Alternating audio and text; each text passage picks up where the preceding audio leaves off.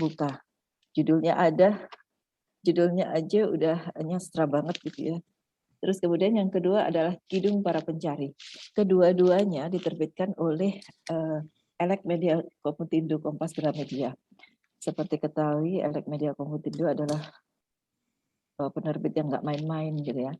Yang bisa masuk ke sana hanyalah karya-karya yang luar biasa yang memang layak untuk diterbitkan. Kemudian selain itu, beliau juga menulis beberapa puisi yang dimuat di berbagai antologi bersama. Kemudian saat ini beliau aktif di Komunitas Sastra Kementerian Keuangan Komputer, Komuniti Pena Terbang Indonesia. Kemudian di kelas puisi alit, di Santuy Literasi juga. Sementara kita bisa menyapa beliau di akun Instagramnya @nugroho_putu, sedangkan di YouTube-nya ada Nugroho Putu Warsito.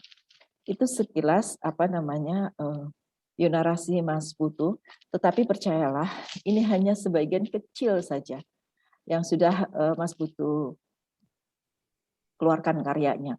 Padahal beliau sering juga menjadi juara ya di kejuaraan-kejuaraan nasional dan internasional bahkan untuk penulisan puisi, tapi beliau nggak nuliskan di sini, jadi saya nggak bisa baca. Ya. Tapi kalau googling ada lah gitu. Pokoknya luar biasa deh prestasinya. Kemudian yang berikutnya saya juga akan dikenalkan nggak nih Mas Arief? Sebenarnya saya ingin kenalkan, cuman itu bionarisinya panjang, pakai banget. Itulah coki-coki, bukan coki-coki. Begitu banyak prestasi Mas Arief gitu, sehingga bacanya setengah mati. Oke, saya bacakan sekilas saja. Untuk selanjutnya bisa di googling ya Mas Arief ya. Ya. Mas Arief Akbar adalah sosok yang kerap dipanggil Mas Klik. Ini juga panggilan sayang dari keluarga, atau Mas Ping Sanglir kalau di kalangan teater, karena beliau memang ada rengkotnya teater gitu ya. Lahir di Pekalongan 23 Juni 73. Terus kemudian beliau pernah bekerja di majalah Tempo bagian layout tahun 93. Kemudian pernah juga jadi juru mounting penerbitan Panji Koming di Kompas gitu. Terus kemudian pernah juga mengikuti diklat yang dilaksanakan oleh tabloid Monitor. Kemudian beliau meraih sertifikat Scientific of Art. Kemudian beliau itu juga mendirikan sebuah sanggar seni dan sastra kreasi baru namanya Samudra Theater. Telah beberapa kali mementaskan dramaturgi antara lain Api Kardus, Ketak Ketik Ketuk, 0 km dan Cenayang. Tahun 96 pernah mementaskan opera Rujak, Tabir Gerbang Senja, disusul karya-karya yang lainnya seperti Cinta Anak Sulung, Misteri Mati, Petisi 50, Pastor of Pastor, dan lain sebagainya. Beliau memiliki 7 putra-putri, 2 putra dan 5 putri, bersama istri tercintanya, Julianti Akbar, yang masih aktif memimpin PT Merah Hitam Film, yang telah mempersembahkan film-film indie seperti Sang Pemanjat, Koprot, dan Kala Sendawa. Wow. Boleh daftar jadi talent nggak? Kemudian sempat pula merilis film layar lebar berjudul Badminton. Dan masih banyak lagi karya-karya beliau yang mungkin tidak bisa saya sebutkan satu persatu. Namun percayalah bahwa karya-karya beliau luar biasa. Baik, sesuai dengan rundown acara kita, maka setelah pembukaan ini saya mohon kepada Mbak Ayu untuk penampilan yang pertama. Aduh, ini saya tunggu-tunggu nih dari kemarin-kemarin. Oke, silakan Mbak Ayu. Ya, terima kasih Mbak. Selamat malam. Assalamualaikum warahmatullahi wabarakatuh. Waalaikumsalam warahmatullahi wabarakatuh. Perkenalkan, nama saya Rahayu. Bagi yang belum kenal, bagi yang belum kenal, bagi yang sudah kenal, ya seperti itulah. Ya, pada malam hari ini saya ingin membawakan dua musikalisasi puisi. Yang satu sesuai dengan tema kita ya, puisi dari jembatan masa lalu apa tuh? Yaitu ya. Jadi saya membawakan dua karya dari penyair beda generasi. Jadi yang satu generasi 45, yang satu generasi 75. Bener ya Kak? Mudah-mudahan tidak salah. Ketahuan deh. Ya, semoga bisa menghibur. Salah satu yang akan saya bawakan ini dari Khairil Anwar, judulnya Aku Ini Binatang Jalan.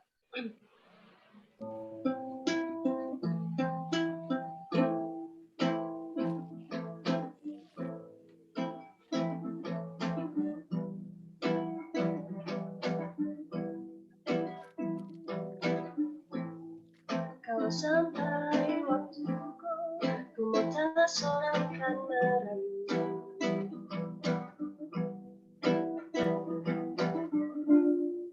Tidak juga kau tak perlu sedan itu.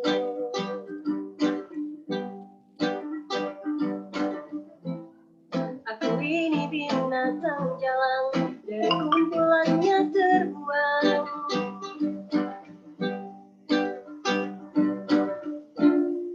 Biar peluru menembus kulitku, aku tetap meradang, menerjang. Luka dan bisa ku bawa berlari, berlari.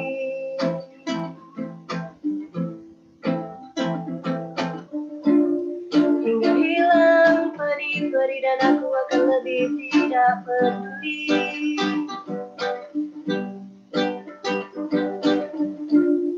Aku mau hidup 1000 tahun lagi.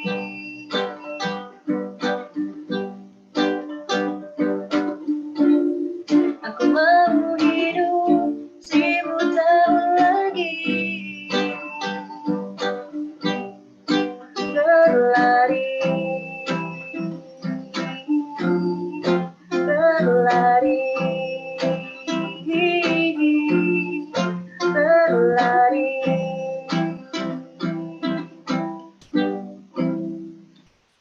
Kedengaran ya suaranya ya? Luar biasa.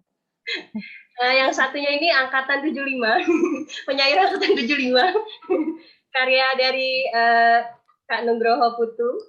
Saya manggilnya kakak sih, karena saya anak pramuka, jadi manggilnya kakak.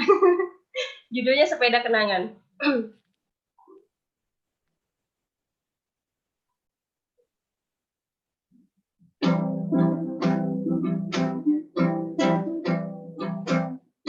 Di punggung kenangan yang rapuh, sepeda kecil usangku tak tersentuh, tergeletak di sudut gudang tua.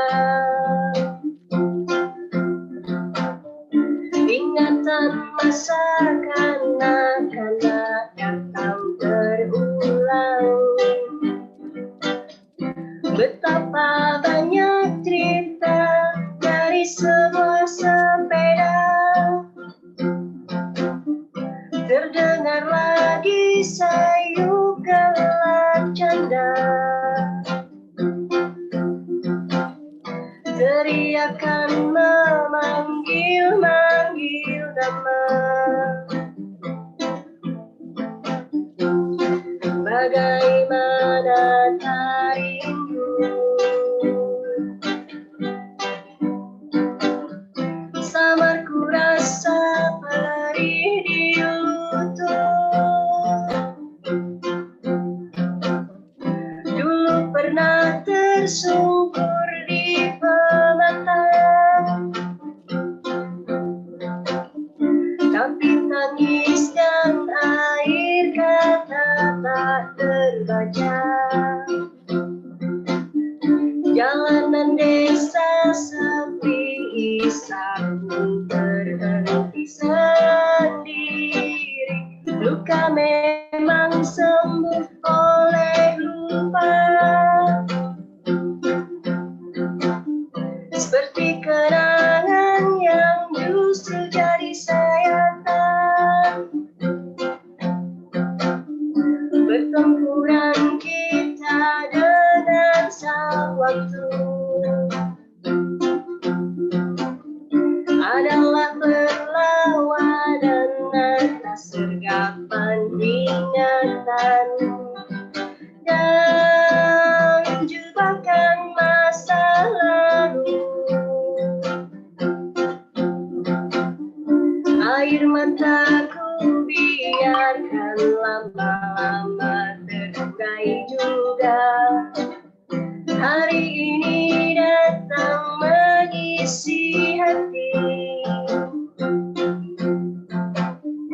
Kemarin tetaplah usang yang tak perlu satu-satu ku buang.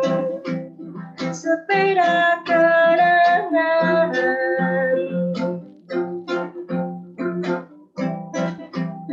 sepeda kenangan,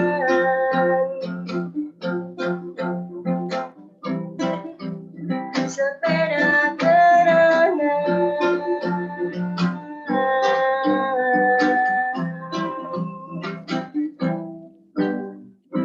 Terima kasih. Gila. Keren banget. Aduh. Jadi pengen tidur. Terbuai, Mbak. Luar biasa. Oke. Aduh. Kayaknya saya pengen sampai malam itu dinyanyiin aja nih kayaknya. Baik. Implementasi puisi sebagai jembatan masa lalu menuju masa depan tentulah bukan sekedar membuat puisi yang bagus, indah dibaca dan juga enak didengar, melainkan dengan persiapan matang mengolah diri agar dapat melompat lebih jauh dalam menciptakan puisi-puisi yang bernuansa universal bagi peradaban manusia. Untuk itu bersama Mas Nugroho Putu dan Mas Arif Akbar mencoba menguak wawasan dan wacana peran serta puisi di dalam perkembangan global masa depan dengan mengadopsi sebuah pepatah. Buku adalah jendela dunia, sedangkan sastra adalah jendela budaya. Tentu saja ini menjadi sajian yang akan menarik dengan hadirnya penampilan Mbak Ayu dan Mbak Rini Ahyabinanti yang menghibur kita semua dengan suara emas dan petikan gitar indahnya. Marilah kita song-song era digitalisasi ini untuk menghantarkan kekayaan ragam budaya Indonesia di kancah dunia melalui sastra puisi. Bangsa yang cerdas adalah bangsa yang mau belajar budaya masa lalu untuk membangun masa depan. Oke, selanjutnya waktu akan saya serahkan kepada Mas Arif Akbar sebagai moderator dan Mas Putru sebagai pemateri ke depannya. Silakan Mas Akbar. Terima kasih untuk rekan saya Sis Inoksan atas waktu yang disediakannya, dan terima kasih juga tadi kepada penampilan yang sangat luar biasa, hebat. Begitu syahdu merdu, sampai saya sepakat dengan Sis Inoksan, seakan-akan terbuai kita ingin tidur karena hanyut menikmati lagu dari Rahayu Hestiningsih. Dan juga terima kasih kepada rekan-rekan yang sudah menyempatkan waktu untuk hadir di acara malam hari ini. Bersama saya Arif Akbar akan memoderasi acara pada malam hari ini dengan tema yang diusung puisi sebagai jembatan masa lalu menuju masa depan. Menurut saya ini tema yang cukup menarik, sangat trendy di kalangan para penyair-penyair yang baru saja mulai debut karirnya di dunia sastra puisi. Namun ada sedikit tanya yang mengganjal. Mengapa harus puisi yang menjadi jembatan masa lalu untuk menuju masa depan? Lalu bukan musik seperti tadi yang kita dengar, atau seni rupa misalnya, atau misal pun yang masih bagian dari seni sastra itu sendiri, ada prosa di sana. Mengapa cerpen, novel tidak menjadi bagian dari jembatan untuk menuju masa depan? Atau drama misalnya. Mungkin menurut saya, mungkin karena puisi merupakan jenis sastra yang paling tua dibanding dengan sastra prosa dan drama. Sehingga cukup layak untuk tema malam ini, puisi sebagai jembatan menuju masa depan. Karena bangsa yang cerdas tadi sudah diungkapkan sama Sis Inosan, bangsa yang cerdas adalah mau belajar masa lalu untuk membangun sebuah masa depan.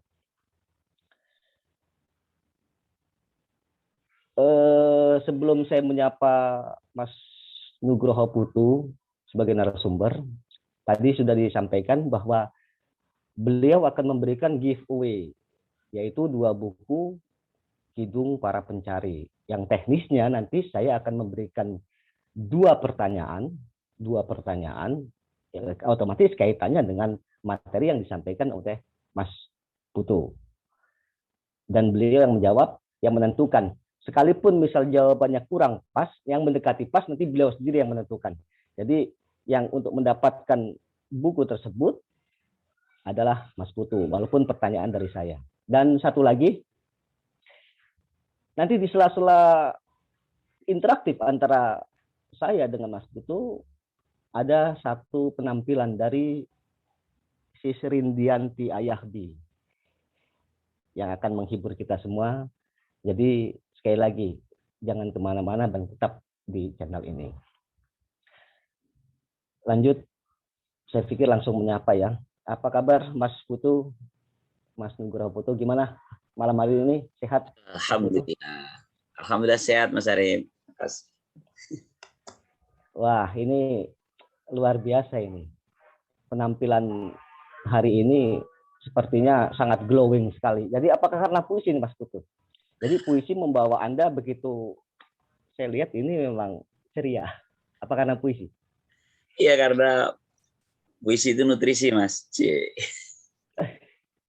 Dan saya rajin mengevaluasi energi bahagia saya Mas. Jadi kalau dalam satu hari kira-kira seberapa sih kita tergerus kebahagiaan kita gitu. Jadi kalau kita rajin evaluasi insya Allah happy lah ya. Evaluasi kuncinya. Nah, kalau bicara evaluasi ini tadi tidak disebutkan ini sama Sis Ino. Ini tercatat di literasi yang saya baca, Anda Mas Putu menjadi pemenang LCPN ya. LCPN itu Lomba Cipta Puisi Tingkat Nasional tahun 2020. Dan luar biasanya menjadi juara 1. Di situ ada juara 2 Salahot Nasution. Dan juara 3-nya Agus Supriyatno SPD. Ini saya kenal dengan beliau. Agus Supriyatno itu memang penyair. Tapi justru di LCPN, di Lomba Cipta Puisi Tingkat Nasional tahun 2020, beliau hanya di posisi 3. Ini betul-betul nutrisi berarti Mas Putu ya. Apa rahasianya Mas Putu nih? Kok bisa ini tingkat nasional. Dan satu lagi, di kontributor sayembara di tahun yang sama, Anda sebagai kontributor sayembara puisi nasional. Di situ berjudul AN masuk juga dalam adopsi pohon tua pustaka. Jadi saya curiga, nutrisi yang bagaimana sebetulnya kok bisa mengilhami Anda sebagai penulis yang debutnya cukup luar biasa, menjuarai tingkat nasional, menjadi juara 1. Tapi sekali lagi jangan kemana-mana dulu. Perhatikan para rekan-rekan, nanti akan ada 2 pertanyaan untuk mendapatkan 2 buku dari materi yang akan disampaikan. Langsung saja kita berikan kesempatan kepada Mas Nugroho Putuwarsito untuk menyampaikan materinya. Waktu dipersilahkan Ya. Mas Putu. Silakan. Terima kasih Mas Arif. Aduh, saya tersanjung ya. Saya sudah sembunyikan dari bionarasi, ternyata malah digali sama Mas Arif ini. Itu itu kecelakaan sejarah ya. Boleh saya share screen ya Bang? Ya, silakan. Silakan Mas Putu. Biar kelihatan kayak webinar-webinar serius lah ya, padahal isinya kita santai-santai aja. Udah terlihat kah? Sudah. Cek. Sebentar, kok masih belum? Udah. Oke, mohon izin Mas Arif, saya sampaikan. Ini nggak lama insya Allah ya, waktunya cuma paling nggak sampai 10 menit lah. Saya coba sampaikan ini tentang puisi sebagai jembatan masa lalu menuju masa depan. Sebelumnya, selamat sore semuanya. Assalamualaikum warahmatullahi wabarakatuh. Salam sehat selalu. Saya dihubungi Mas Lutfi dari komunitas penikmat puisi tentang kesediaan menyampaikan materi terkait webinar di Kopip gitu. Dia ngasih pilihan beberapa materi salah satunya materi ini. Dan saya tertarik yang ini karena saya pikir terlihat sederhana, namun kita perlu tahu ya. Karena kita ini dengan masa lalu kita itu selalu terhubung. Puisi yang dinyanyikan oleh Mbak Ayu tadi, puisi saya itu tentang sepeda kenangan itu sebenarnya juga kegelisahan seorang putu ya, ketika bertemu dengan sepeda tua dan tergeletak di gudang, kita kebayang dulu seperti apa sih kita menggunakannya, dan ternyata seperti itulah cara bekerja akal kita, otak kita atas benda-benda atau suasana-suasana yang sederhana gitu, tapi itu memantik kita kembali ke masa lalu. Jadi dia itu jembatan memang, karena suasana-suasana puitik itulah yang membawanya. Oke, saya akan coba cerita tentang puisi ini, nggak usah dibaca sendiri, ini saya juga main comot saja dari Google sebenarnya. Puisi itu apa ya? Yang jelas puisi itu ciptaan, kreativitas, ya, ekspresi, ya, emosi, ya, gagasan. Ya. Ada beberapa yang tipe nih, nggak apa-apa lah ya. Ini saya hanya menarik ke pengertian puisi itu sebenarnya apa. Dan secara umum ya pokoknya dia adalah suasana yang menangkap rasa kita. Saya seringkali membawa ini Mas Arif. Ketika kita sedang perpisahan gitu, diminta memberikan kesan dan pesan gitu. Saya mendefinisikan kesan dan pesan itu dengan cara yang berbeda. Pesan itu kognitif, kita hanya menyampaikan apa yang kita inginkan, sementara kesan itu mentransfer rasa. Dan saya pikir puisi di ruangan itu. Puisi itu memiliki peran untuk menyampaikan rasa. Baiklah, saya cerita jembatannya. Ini tadi sebenarnya sudah disinggung sama Mas Arif ya. Bagaimana, kenapa sih puisi yang menjadi penghubung? Jadi kalau kita disebut jembatan itu kan penghubung antar ruang. Itu kalau dari pengertian denotatif ya, pengertian makna jelas. Saya sering menggunakan makna jelas saja lah, nggak usah denotatif ya. Biar kelihatan Indonesia banget. Makna jelas atau makna kias gitu. Kalau makna kias bisa jadi jembatan ini bukan hanya masalah antar ruang, tapi antar waktu. Jadi ya seperti tadi, kita ketika bicara tentang masa lalu kita, masa kini.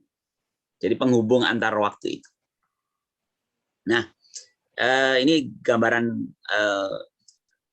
kita dengan kenangan dan harapan. Dulu sebenarnya, ini sekalian cerita aja ya Mas Arif ya. Tadi kan Mas Arif menanyakan mengapa kok nutrisi itu seperti apa di seorang putu. Sebenarnya saya itu suka puisi sudah lama Mas. Jadi dari Sanawiyah, saya dulu anak pesantren Sanawiyah Aliyah. Sejak di SMP saya udah menulis puisi karena dimulai dengan Saat Jatuh Cinta. Biasalah ya. Saat Jatuh Cinta menulis puisi. Nah terus, tapi waktu itu puisi benar-benar hanya untuk diri sendiri. Ya. Saya bahkan pernah membuat satu buku yang tidak saya terbitkan, gitu, tulisan oret-oretan. Saya beri judul Kenangan dan Harapan. Jadi sebenarnya kenangan dan harapan ini seperti memang ingatan kita dengan apa yang kita inginkan. Kalau ingatan itu kan kenangan. Kalau apa yang kita inginkan. Nah puisi itu sebenarnya menghubung antara itu. Apa itu dulu, kini, lalu esok, itu ada di situ. Dulu itu tercatat di kenangan, kini itu dicatat dalam catatan, dan harapan itu ada membahas tentang esok. Jadi mungkin Mas Arif, saya itu seperti menggelembung karena dulu saya menulis saja terus. Bahkan dulu ketika saya kenal Facebook awal itu, saya itu nulis puisi di akun saya itu bisa sehari 5 puisi. Dan asal tulis aja. Tapi terus saya close karena Facebook mulai terlalu riuh ya, terlalu banyak madorotnya, saya close, akhirnya tutup. Tapi saya tetap menulis di blog dan beberapa media lain di luar Facebook. Sampai suatu hari dilirik Elek Media. Jadi sebenarnya mengapa saya diterbitkan di penerbit mayor pun saya juga nggak bisa cerita itu tipsnya apa, karena ya itu kecelakaan sejarah. Mungkin tipsnya saya nulis aja terus, nulis terus. Sehingga ketika Elek Media minta naskah, saya kirimkan tuh ratusan. Lalu diseleksi ketemu 100 sekian puisi. Jadi buku saya yang pertama ini, buku Kita Dua Kurva Saling Terbuka, ini 2019. Jadi sudah cukup lama umur saya sampai akhirnya bikin buku. Itu di usia 44 kali ya. 44 baru bikin buku saya. Bikin buku tunggal ya. Kalau antologi bersama cukup banyak.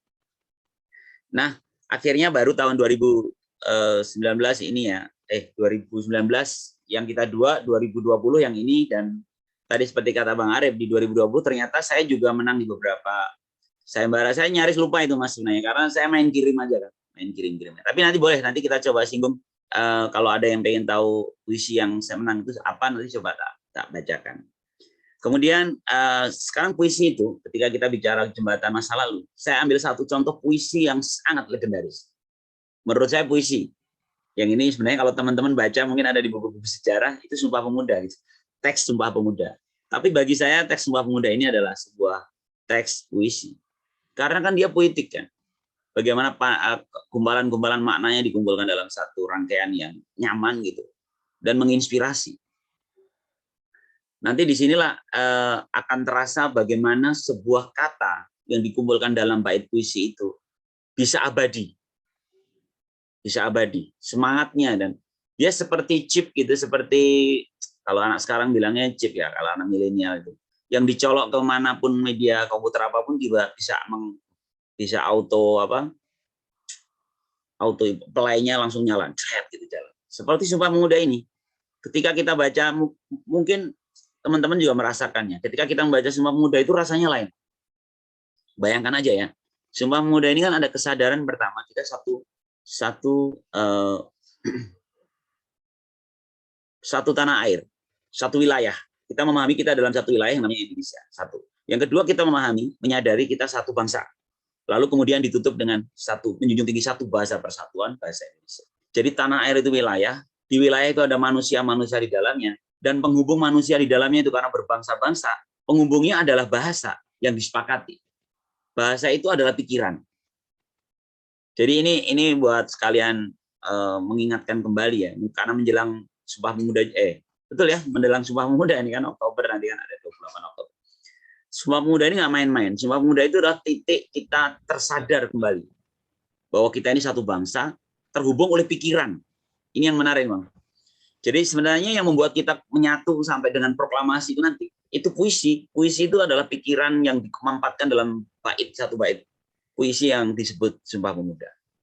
Jadi itu membuat energi kita sampai mau merdeka itu kan karena kita sadar bahwa kita satu bangsa. Oke ya, ini cerita masa lalu itu. Dan sampai sekarang masih terasa dan sampai sekarang masih relevan. Ya. Kemudian ini contoh lagi, sosok Chairil Anwar. Puisinya sudah dimusikalisasi sama Mbak Ayu tadi ya. Salah satu puisinya. Ini kalimat ini juga kalimat yang wow. Aku ingin hidup 1000 tahun lagi. Apa kenyataannya dia hidup 1000 tahun? Chairil Anwar secara fisik tidak, bahkan mati muda ya, baru 20 sekian, 23 tahun. Masih sangat muda ketika dia mati. Tapi pikiran besarnya, puisi-puisinya terbawa sampai sekarang. Dinyanyikan oleh banyak orang, dijadikan bahan musikalisasi, dibacakan puisinya, energinya masih terasa. Karena puisi ini tadi bukti bahwa ini menjadi jembatan masa lalu kepada masa sekarang, masa depan. Satu lagi, ini juga almarhum ya, kakek Eyang Sapardi. Saya termasuk penggemar beliau juga karena bahkan setelah meninggalnya saya juga ikut dalam antologi puisi tentang Eyang Sapardi. Saya juga pernah menulis bersama beliau dalam ketika dia program menulis bersama Eyang Sapardi, saya ikut juga.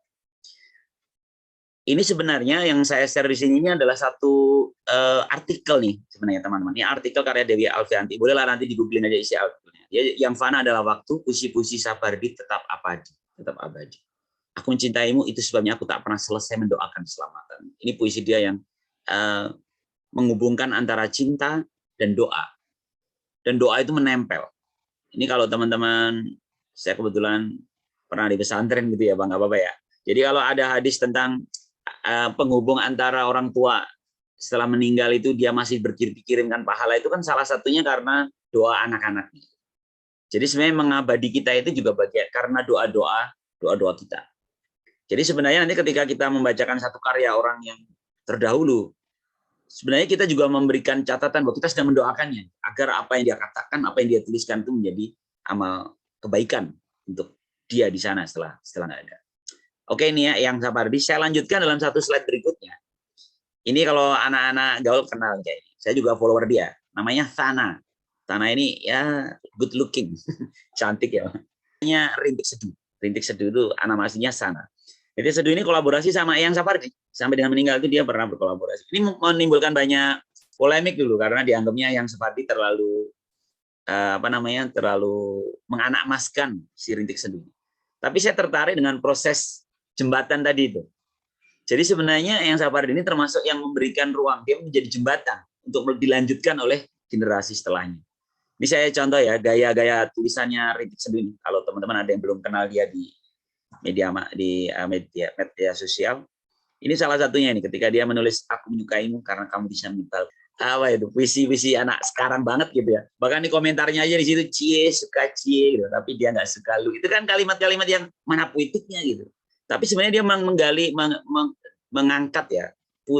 Puisi itu kalau saya nih termasuk boleh nanti boleh dibenturkan ya. Saya termasuk yang memahami puisi ini sebagai tadi nutrisi yang kita kecap gitu ya. Lalu dia itu bergerak, dia hidup, dia berkembang. Saya menikmati karya-karyanya anak-anak yang beginian ini, anak-anak milenial yang tiba-tiba ini jadi penghubung ke masa depan.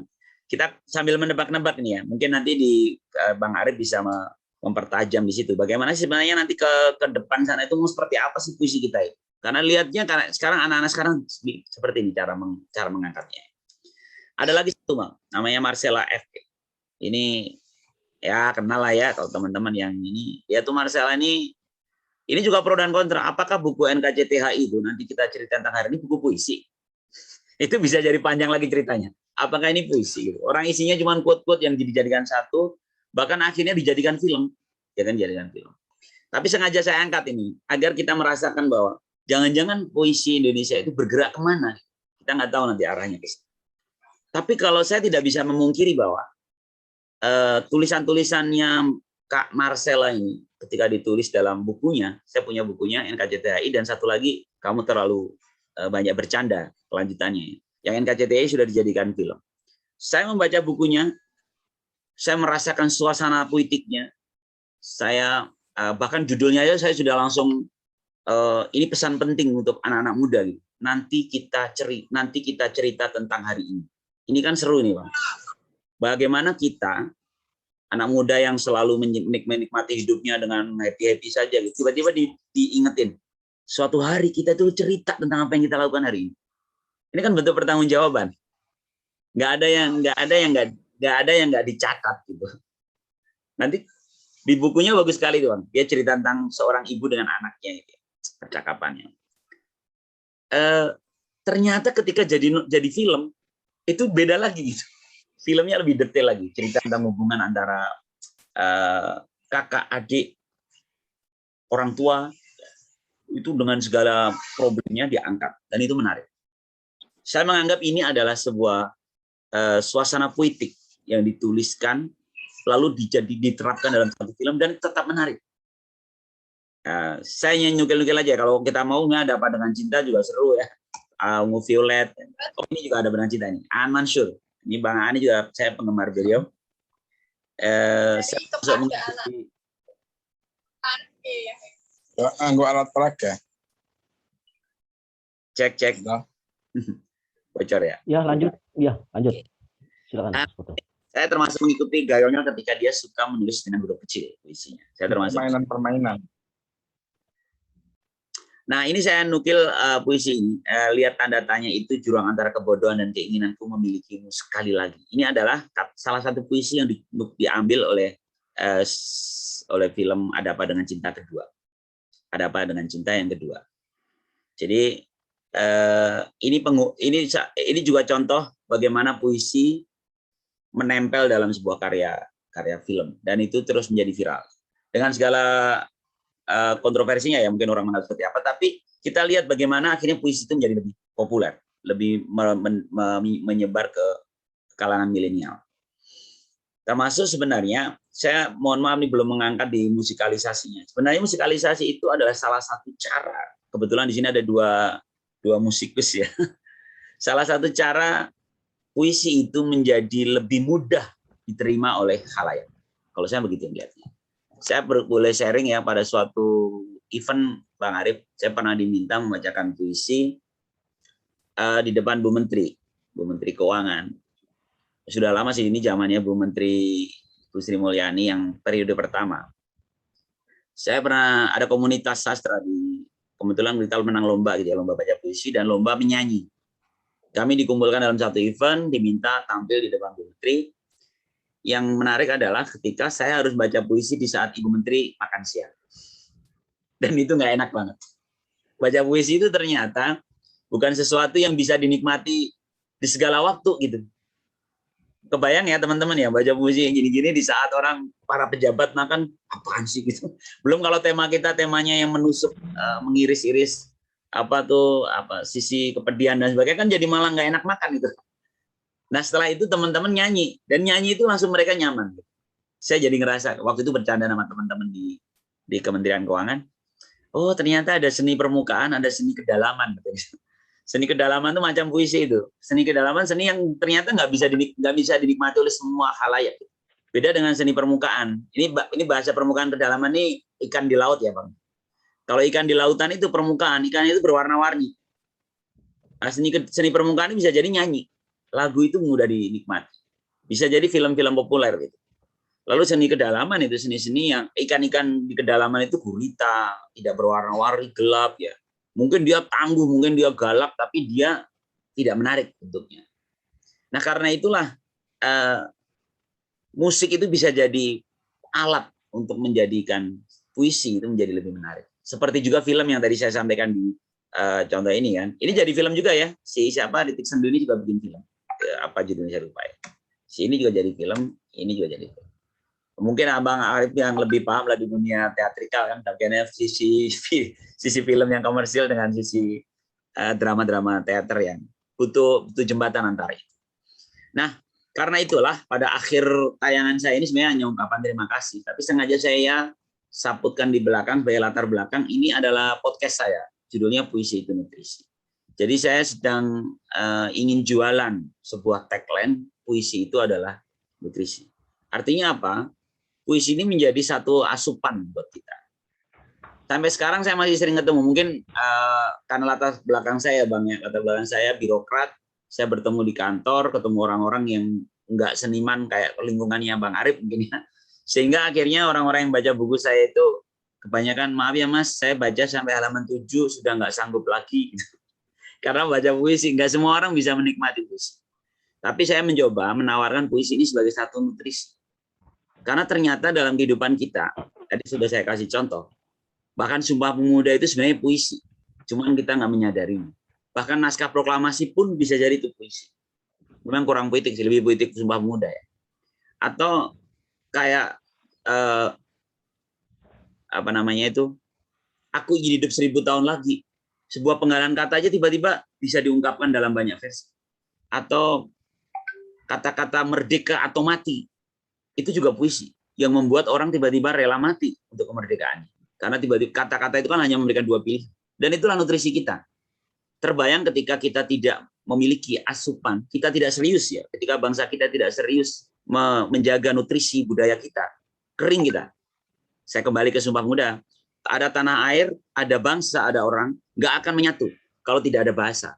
Tidak ada lemnya, tidak ada nutrisinya. Dan puisi ini adalah nutrisi. Mungkin begitu ya. Jadi puisi sebagai jembatan masa lalu dan masa depan ini adalah karena puisi inilah yang bisa menghubungkan kita.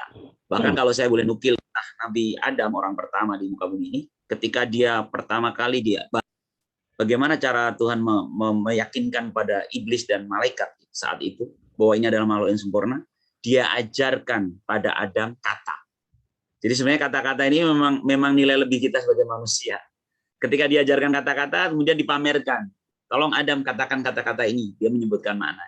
Itu kan sebenarnya literasi kan. Dan literasi itu yang digumpalkan dari dalam satu puisi. Ya semoga malam ini menjadi malam yang kita menghormati, menghargai puisi sebagai nutrisi, dan semoga geliat tradisi berpuisi kita di negeri kita ini menjadi puisi yang lebih bergizi, sehingga nutrisinya bergizi, kita menjadi bangsa yang lebih sehat. Mungkin itu Bang. Mohon izin nih, waduh ceritanya jadi panjang. Ya, luar biasa, bagus, menarik. Terima kasih Bang Arif. Menarik ini. Ya, menarik. Jadi memang ya tidak dipungkiri ya bahwa karya sastra itu adalah ungkapan pribadi manusia yang berupa pengalaman, pemikiran, perasaan, bahkan ide, semangat juga ada, dan keyakinan dalam suatu bentuk gambaran kehidupan yang dapat membangkitkan pesona dengan alat bahasa dan dapat dilukiskan dalam bentuk tulisan. Artinya Mas Putu, jika puisi itu adalah nutrisi, apakah para penyair dituntut harus membuat puisi yang bagus. Sementara kita tahu di gawe-gawe itu di sastra-sastra medsos, bukan sastra koran ya. Kalau sastra koran jelas itu kurasinya luar biasa, bisa bercokol di sana tentu melalui kurasi. Tapi kita bicara sastra gawe sekarang ini. Ada kecenderungan mereka bosan di era 90, mereka bosan selalu membaca buku dan buku.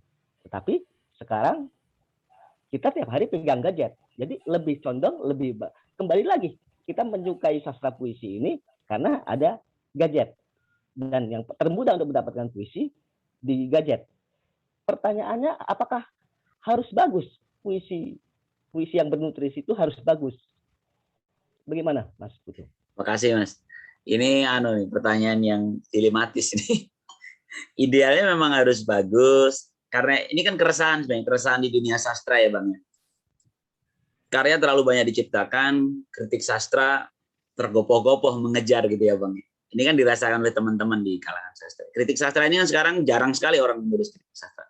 Dan kritik ini kan sebenarnya yang akan menjaga kita, atau kalau mencomot percakapan kita di awal tadi, evaluasi. Evaluasi itu kan ada di kritik. Namun, kalau apakah harus bagus? Saya termasuk yang pro ini, Mas. Mungkin ini saya termasuk pro yang jika kau mau ingin menulis puisi, maka tulislah saja. Lalu biarkan nanti media atau masyarakat itu menilai dengan.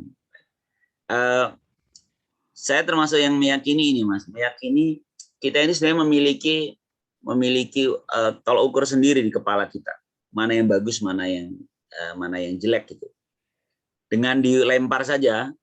Kalau puisi kita itu minyi-minyi terlalu misalnya karena kita lagi bucin gitu ya, kalau anak sekarang bilang lagi bucin. Kan kadang-kadang puisi kita jadi apaan sih nulis begituan, yang menyukai hanya kita dan sang kekasih kita mungkin gitu. Orang lain malah enak gitu melihatnya. Ya kalau main itu lempar kan akan ada responnya. Ya, tetapi begini Mas Putu, ini maaf ya saya potongnya, tetapi pada kenyataannya puisi-puisi Mas Putu yang masuk ini jenis-jenis romansa, jenis-jenis romantik yang mendayu-dayu, mengayun-ngayun, meliuk-liuk seperti itu, dan itu banyak digemari. Ini pada kenyataannya seperti itu. Ya. Tapi apakah itu bernutrisi juga, penuh gizi yang meliuk-liuk itu? Iya, nggak tahu yang menilai teman-teman ya. Tapi ini Mas, gimana ya? Pada akhirnya Mas, ketika kita bicara puisi itu menuliskan rasa, dan rasa yang paling kuat itu kan memang cinta, betul ya? Nanti ketika akhirnya itu ada ketarik ke ranah yang lebih kayak ada pesan lainnya gitu. Contoh ketika saya bilang sepeda tadi lah ya, contoh puisi saya yang dinyanyikan Mbak Ayu tadi. Ketika bicara sepeda itu sampai pertengahan itu orang apaan sih ini Putu, nulis sepeda aja lebay gitu kan. Cerita bayangin lihat sepeda membayangkan waktu kecil kepleset, jatuh gitu kan. Tapi setelah itu ada kata yang makanya saya suka Mbak Ayu itu menekankan itu di kayak refrainnya ya Mbak ya. Ketika luka itu sembuh oleh lupa. Jadi akhirnya di situ ada sesuatu yang ingin disampaikan. Mungkin gizinya di situ gizinya. Cuman kadang-kadang kan kita luput ya. Sebenarnya bungkusannya itu bungkusan agak lebay gitu. Ya. Tapi ada mungkin gitu kali Bang ya. Iya, dimengerti. Jadi secara tidak langsung memang unsur puisi itu ada dua, yaitu unsur fisik dan unsur batin. Jadi keduanya ini harus kolerasi, harus menyambung menjadi satu satuan yang menarik. Oke, lantas pertanyaannya yang sering teman-teman tanyakan itu pada saat kita menulis puisi, apakah harus langsung dipublis? Harus langsung dipublis. Artinya tidak diendapkan. Sementara Anda bilang, Mas Putih bilang ada masa jeda antara masa kini dan masa lalu. Ada kalanya puisi yang saya tulis tahun 2017, begitu saya baca di tahun 2020, kok semacam jelek gitu. Itu bagaimana Anda menyikapinya? Itu bagaimana yang paling bagus? Iya. Ini juga saya termasuk golongan yang langsung publish. Kalau Mas bertanya bagaimana saya termasuk jenis yang langsung publish. Jadi kalau teman-teman mengikuti Instagram saya, itu benar-benar fresh yang saya tulis langsung saya publish.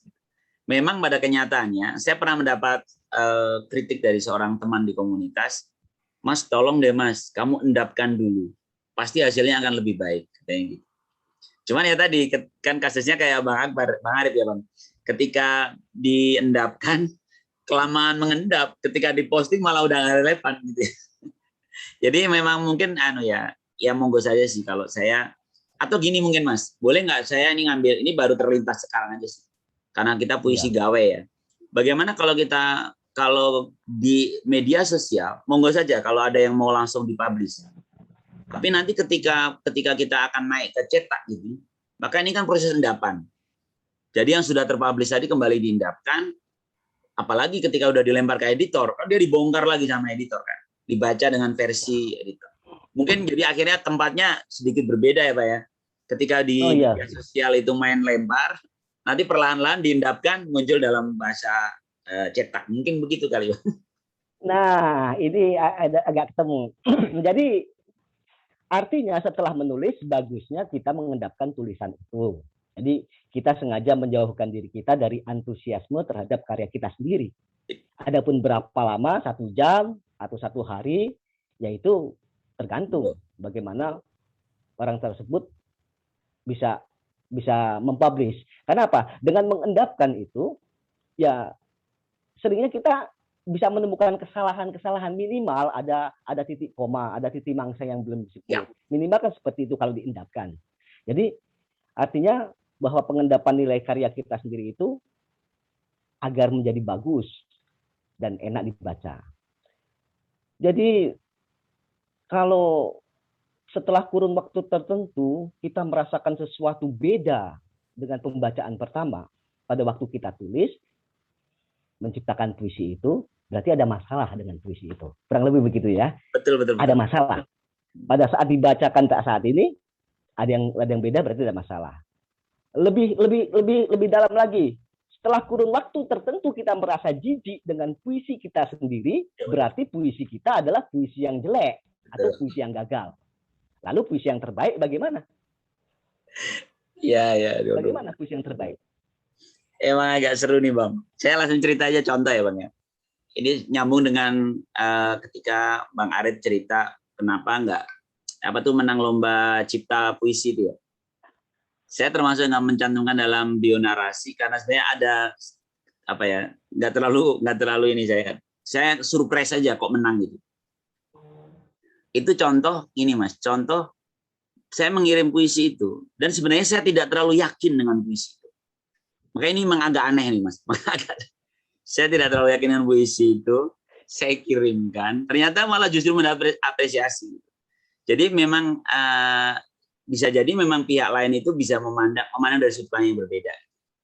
Dan itu tadi, jadi seperti yang kata Bang Arif, bahkan ketika kita melihat puisi kita jijik pun, jangan salah Bang, jangan-jangan ada orang yang membaca, itu menjadi sesuatu yang bagus. Jadi salah satu puisi, boleh Bang, saya bacain ya Bang Arif ya. Salah satu puisi yang bukan yang menang sih ini, tapi yang masuk ke lomba cipta sayembara, Bang. Oh, yang sayembara, yang an ini ya. Ya. Ada pertanyaan, coba dibacakan Mas. Boleh ya, karena yang judul AN ini ya. Sebenarnya puisi yang sangat personal Mas. Ini puisi untuk istri saya. Jadi sebenarnya personal dan saya itu main kirim aja, itu sebenarnya agak-agak malu gitu. Duh, kok malah masuk? Nggak apa-apa saya bacain. Loh, ini. Ya, silakan Mas. Aku masih hafal garis wajahmu, seperti aku mengingat denah rumahku. Bahkan dalam pejam mampu kujelajahin. Bahkan saat padam mampu kuraih lilin di rak kuku. Tak mudah lupa, karena tatap dekat itu berulang-ulang. Seperti mengeja huruf di kitab suci. Detail dan perlahan. Mata membuat jejak di setiap lekuk wajah. Jika jarak menarik paksa kita dari jumpa, maka saat pejam dalam padam, kutimba kenanganmu dari perigi imaji, kusekap erat dalam ingat, hangat rindu itu dalam dekap.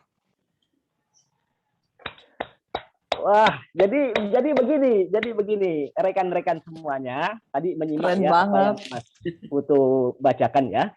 Jadi saya bisa menangkap begini, bahwa puisi terbaik ini menurut Mas Putu ya, puisi terbaik adalah puisi yang bahasa yang membangunnya.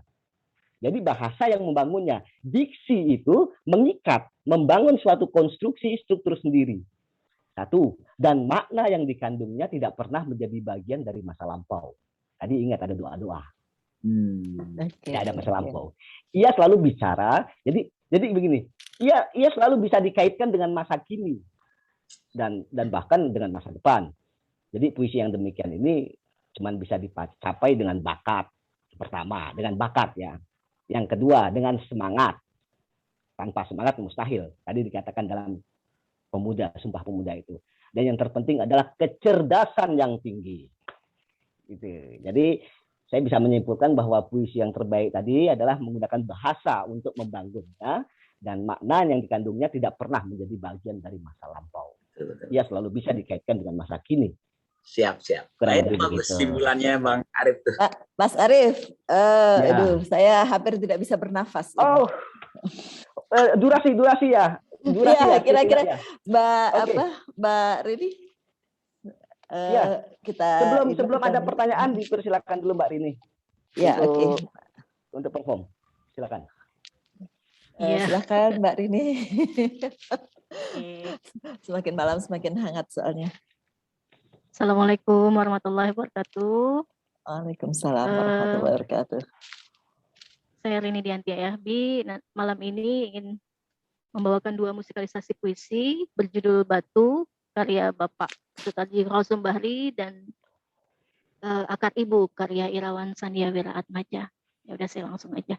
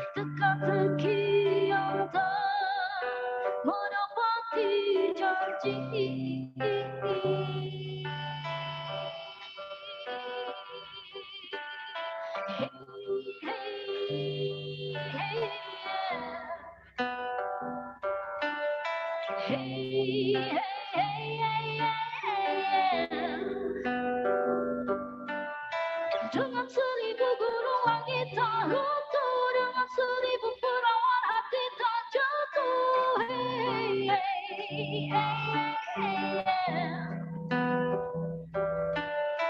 dengan seribu sibuk sepi tak mati, dengan seribu peringgi-tinggi tak teruh. Hey, hey, hey, dengan siapa aku mengeluh?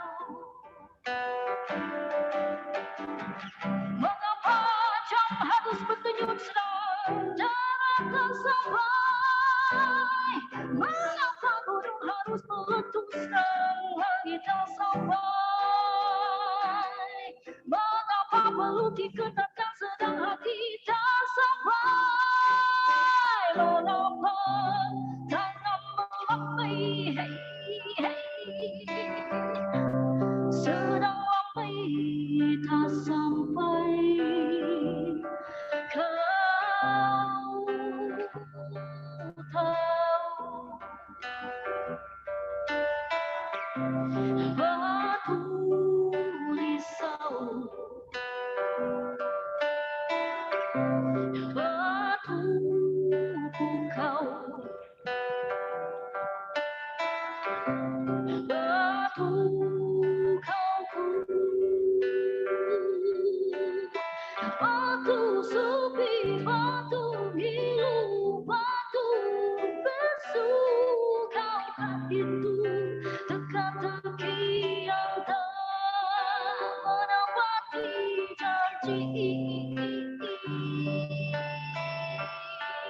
Batu,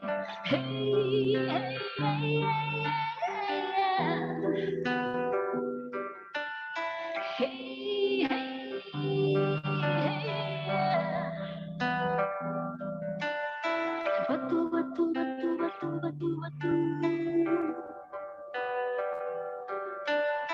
Batu, batu, batu, batu, batu, batu. Batu, batu, batu, batu, batu, batu. Batu, batu, batu, batu, batu, batu.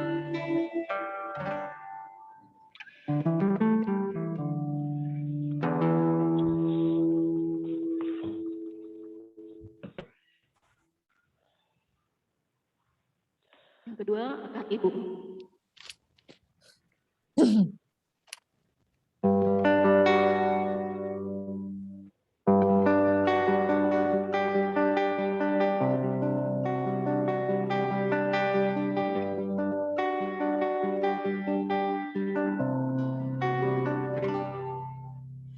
Ibulah yang menanam mekar dalam tubuhku.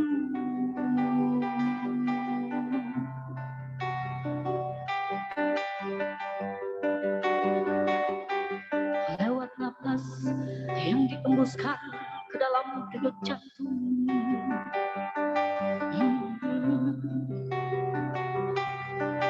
Sebelum kaki-kakiku bergerak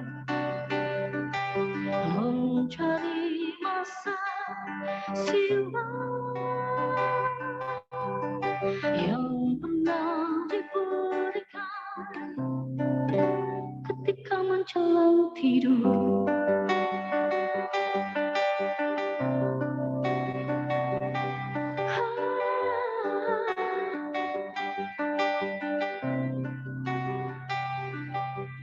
Semacam waktu yang berombak-ombak mengalir di dalam aliran darah, nadi dan urat syaraf.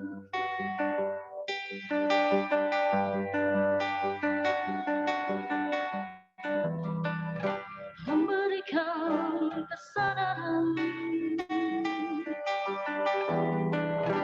akan namaku yang fana. Bukankah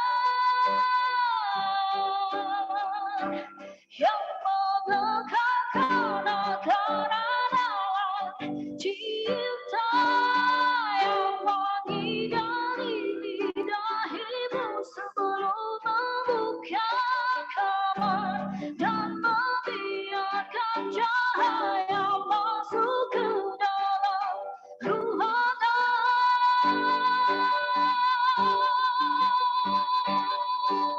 Ibulah yang mengeraskan akar di dalam pikiranku lewat malam yang akan berganti jadi waktu yang selalu memanggil nama, sebuah isyarat yang selalu dibaca.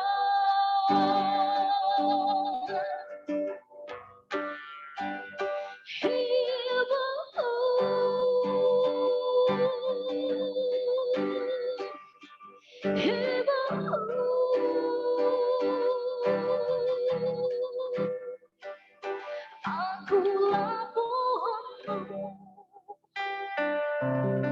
dari tubuh nenek moyang.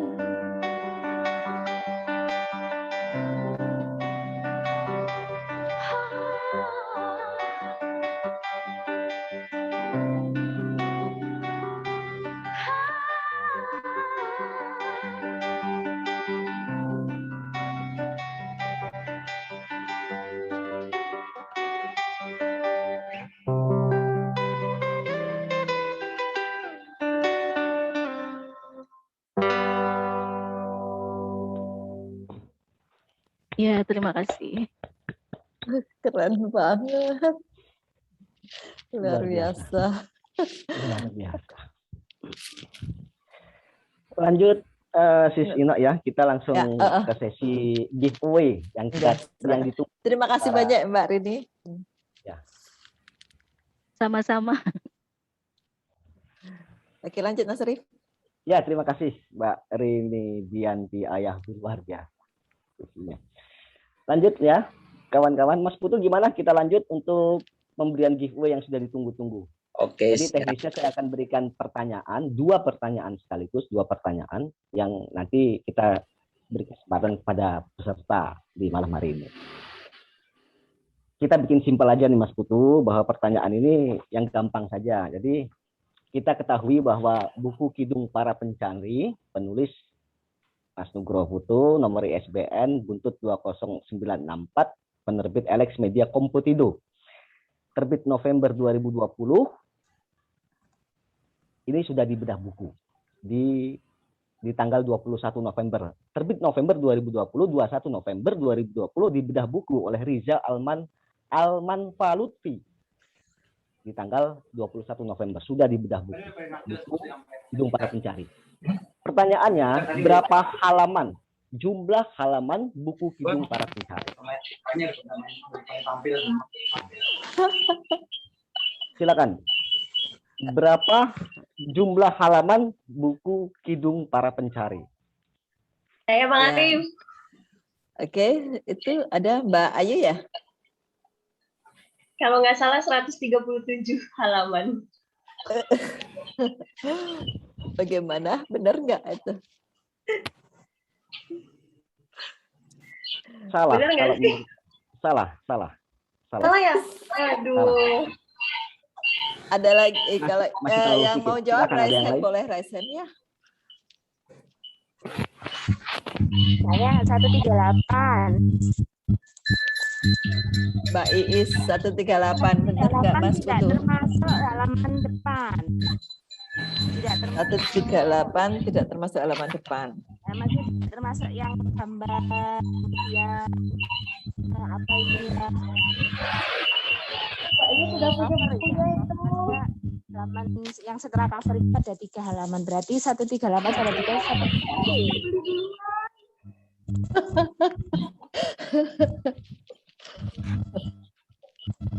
Gimana Mas Putu? Jadi- Benar nggak? Ya, kalau di saya masih salah. Jadi memang di sini Salah. iya masih salah. 138 masih salah.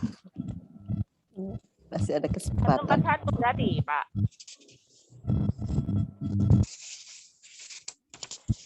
Ada yang jawab lewat chat. 142. 142. Hampir benar tapi masih salah. Sudah mendekati hampir salah. Aduh. Silakan. Ayo. Kan bisa Google. Itu buku gampang, itu di Shopee juga ada, di Tokopedia juga ada. Itu kan jelas buku jenisnya Kidung Ada yang Para jawab Pencari. 143, 144.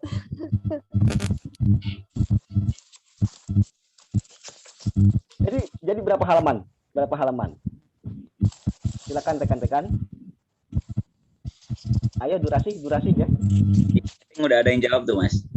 Di Iya, chatting tadi ada ada yang betul. 141, 145, 141, 143, 145, 144. Ada semua. Yang mana yang Mas betul yang betul? Pas sudah ada yang betul belum? Jadi yang mana yang betul? Ada yang betul, tadi ada yang betul, ada yang jawab betul. Seharusnya Soalnya diberi dijawab clue-nya semua dong, ini. Bang Arif. Seharusnya diberi clue dalam arti mana yang dihitung, mana yang tidak. Jadi ketahuan.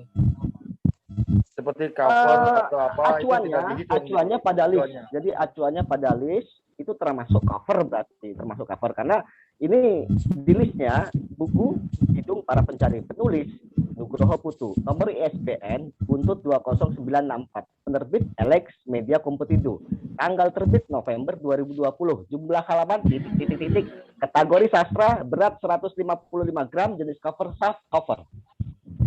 Yang dipertanyakan tadi jumlah halaman titik-titik itu. Tadi ada yang betul, ada yang jawab betul. Mas Putu tahu. Ya. Dan Mas Putu mungkin tahu siapa yang betul, yang menjawab betul tadi. Berapa Mas yang betul supaya kita bisa tahu?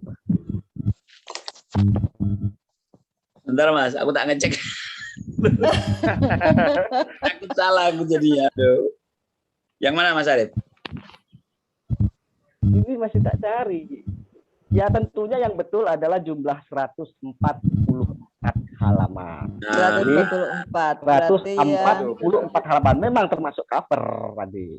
144 tadi siapa Berarti tuh? kalau 442 cover depan belakang nggak terhitung kan? Mbak Emma ya. Mbak Emma. Mbak Emma. Mbak Emma Kusumawati, betul ya? Oh iya Mbak Emma betul. Oh iya, betul. Ya. Ya betul Mbak Emma. Ya. Oke, selamat buat Mbak Emma. Selamat buat Mbak Emma. Nanti bisa menghubungi Sis Inoksan ya untuk alamat pengiriman. Lantas durasi kita ini pertanyaan yang kedua ini menarik kalau ada menyimak. Jadi